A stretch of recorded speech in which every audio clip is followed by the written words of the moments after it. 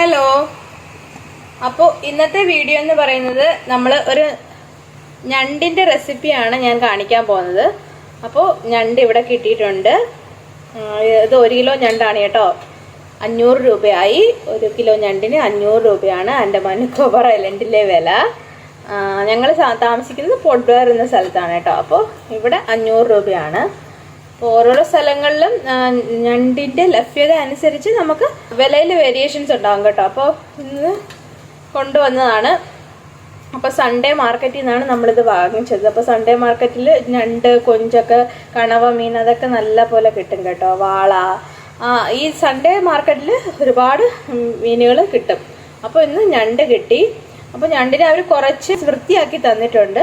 ഇനി കുറച്ചും കൂടെ എനിക്ക് വൃത്തിയാക്കാനുണ്ട്. പിന്നെ ഇവിടെ ഞണ്ടെന്ന് പറയുന്നത് അവർ നമുക്ക് ജീവനുള്ള ഞണ്ടിനെയാണ് നമ്മൾ വാങ്ങിക്കുന്നത്. ജീവനുള്ള ഞണ്ടിനെയാണ് അവർ വിൽക്കാൻ കൊണ്ട് വെച്ചേക്കുന്നത്.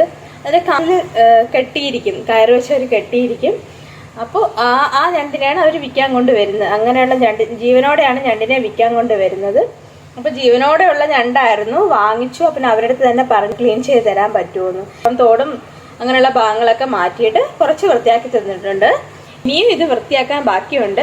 അപ്പോൾ കഴുകി വൃത്തിയാക്കി കാലൊക്കെ ഒന്ന് ക്ലീൻ ചെയ്തതിന് ശേഷം നിങ്ങളെ വീഡിയോ കാണിക്കാം. ഞണ്ട് ഇവിടെ ക്ലീൻ ചെയ്ത് വെച്ചിട്ടുണ്ട്.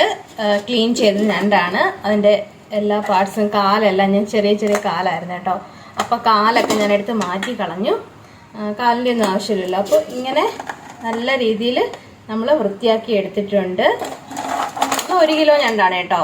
ഞാൻ 1 കിലോ എടുക്കുന്നില്ല, കാരണം വീട്ടിൽ 3 പേരേ ഉള്ളൂ. അപ്പോൾ 1 കിലോ ഞണ്ട് എന്തായാലും കഴിക്കത്തില്ല. കുറച്ച് മാറ്റി വയ്ക്കാം. വേണ്ട സാധനങ്ങളെന്ന് വെച്ചാൽ ഇതിലേക്ക് ആവശ്യമായത് ഇഞ്ചി, വെളുത്തുള്ളി ഇടിച്ചതാണ്. പിന്നെ കടുക് വറുക്കാൻ ആവശ്യമായിട്ടുള്ള മുളകും പിന്നെ ഫ്രഷ് കറിവേപ്പിലയുമാണ്. അരിഞ്ഞ തക്കാളി, അരമുറി തക്കാളി പഴം എടുത്തിട്ടുള്ളൂ. കാരണം ഒരുപാട് പുളിയും നല്ലതല്ലല്ലോ, അതുകൊണ്ട് അരമുറി എടുത്തിട്ടുള്ളൂ. സവാളയാണ് കേട്ടോ. കുഞ്ഞുള്ളി ഞാൻ എടുത്തിട്ടില്ല, സവാള മാത്രമേ എടുത്തിട്ടുള്ളൂ. അപ്പോൾ 2 സവാളയും അരിഞ്ഞു വെച്ചിട്ടുണ്ട്.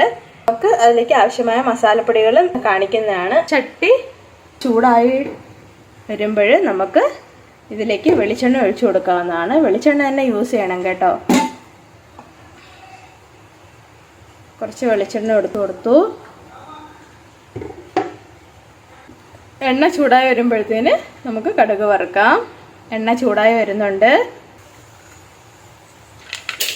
കടുക് പൊട്ടി കഴിഞ്ഞു. കറിവേപ്പില ഇട്ട് കൊടുത്തു. ഒന്ന് ലോ ഫ്ലെയിമിൽ ഇട്ട ശേഷം സവാള ഇതിലേക്ക് ഇട്ട് കൊടുക്കാം. വഴറ്റുക. ഇച്ചിരി ഒന്ന് വഴണ്ട് വരുമ്പോഴത്തേന് നമുക്ക് ഇഞ്ചി, വെളുത്തുള്ളി ഇടിച്ച് വെച്ചേക്കുന്നത് ഇതിലോട്ട് ചേർത്ത് കൊടുക്കാം. ഇഞ്ചി, വെളുത്തുള്ളി കുറച്ച് അധികം എടുക്കണം കേട്ടോ. അപ്പോൾ അതാണ് അതിൻ്റെ ഒരു ടേസ്റ്റ്. ഇഞ്ചി, വെളുത്തുള്ളി കുറച്ച് അധികം എടുക്കുക. ഇത് കുറച്ച് ഉപ്പിട്ട് കൊടുക്കുക. ഇട്ട് കൊടുത്തു. നല്ലപോലെ ഇളക്കി യോജിപ്പിച്ച് അടച്ച് വയ്ക്കാം. ചെറിയ ലോ ഫ്ലെയിമിൽ ഇത് വഴണ്ട് വരട്ടെ. ഇടയ്ക്ക് ഇളക്കി കൊടുക്കണം. നമ്മൾ കറിച്ചട്ടിയിലാണിത് വെക്കുന്നത് കേട്ടോ. അപ്പോൾ കറിച്ചട്ടിയിൽ വയ്ക്കുമ്പോൾ ഇത് നാടൻ ടേസ്റ്റും കൂടെ നമുക്ക് കിട്ടും. കുറച്ച് വഴണ്ട് വന്നിട്ടുണ്ട്. അപ്പോൾ ഇതിലേക്ക് അരിഞ്ഞു വെച്ചിരിക്കുന്ന തക്കാളി ചേർത്ത് കൊടുക്കാം. 10 മിനിറ്റ്സ് നല്ല പോലെ വഴണ്ട് വരണം. അടച്ചു വയ്ക്കാം. ഏകദേശം ഇത് വഴണ്ട് വന്നിട്ടുണ്ട്. തക്കാളിയൊക്കെ നല്ലപോലെ വെന്തുടങ്ങിയിട്ടുണ്ട്. ഗോൾഡൻ നിറം ആയിട്ടില്ല, കുറച്ചും കൂടെ ആവാണ്ട്. ലൈറ്റായിട്ട് ഗോൾഡൻ നിറം ആയിട്ടുണ്ട്.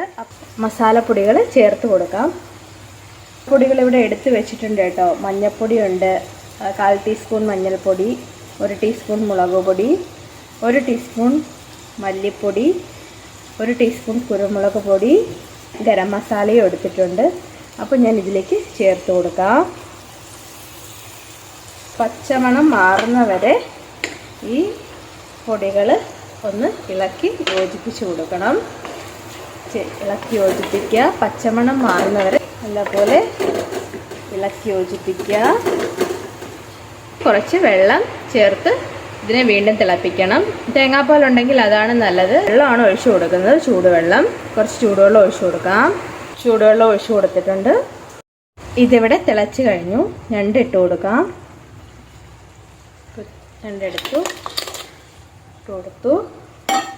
ഞണ്ടിട്ട് കൊടുത്തിട്ടുണ്ട്.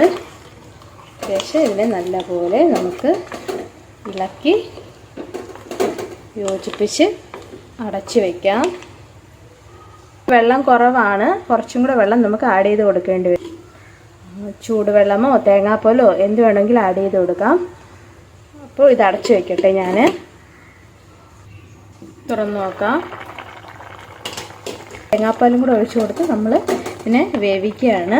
15 to 20 മിനിറ്റ്സ് വേണം. ചെറിയ ഞണ്ടാണ് കേട്ടോ. അപ്പോൾ 15 to 20 മിനിറ്റ്സ് വേണം ഇത് വേകാനായിട്ട്. മീഡിയം ടു ലോ ഫ്ലെയിമിൽ വെച്ചിട്ട് നമുക്ക് വേവിച്ചെടുക്കാം. ഇടയ്ക്ക് ഒന്ന് ഇളക്കി കൊടുക്കണം. ഇളക്കി പിടിച്ചിട്ടില്ല കേട്ടോ. ആവശ്യത്തിന് വെള്ളമുണ്ട്. 15 മിനിറ്റിന് ശേഷം ഇത് വാങ്ങാവുന്നതാണ്. ഇപ്പോൾ 10 മിനിറ്റ് ആയിട്ടുണ്ട് കേട്ടോ. ഒരു 5-6 മിനിറ്റ് കൂടെ കഴിയുമ്പം നമുക്ക് വെള്ളമെല്ലാം വറ്റിക്കിട്ടും. തേങ്ങാപ്പാൽ ഇവിടെ റെഡിയാണ്. ചേർത്ത് കൊടുക്കാം.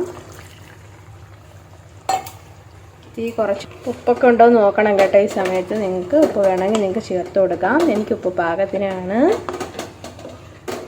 ഇപ്പോൾ 5 മിനിറ്റ് കഴിഞ്ഞു. നമുക്ക് തുറന്ന് നോക്കാം.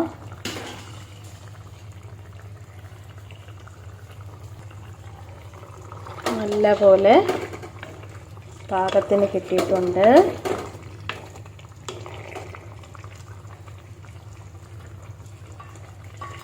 അപ്പോൾ ഇതാണ് ഇന്നത്തെ ഞണ്ട് കറി. എല്ലാവർക്കും ഇഷ്ടമായെന്ന് വിചാരിക്കുന്നു. അപ്പോൾ ലൈക്കും കമൻറ്റും ഷെയറും ചെയ്ത് സപ്പോർട്ട് ചെയ്യാൻ ആരും മറക്കല്ലേ. Thank you for watching video. അടുത്ത വീഡിയോയുമായി വീണ്ടും കാണാം. അതുവരയ്ക്കും ബൈ.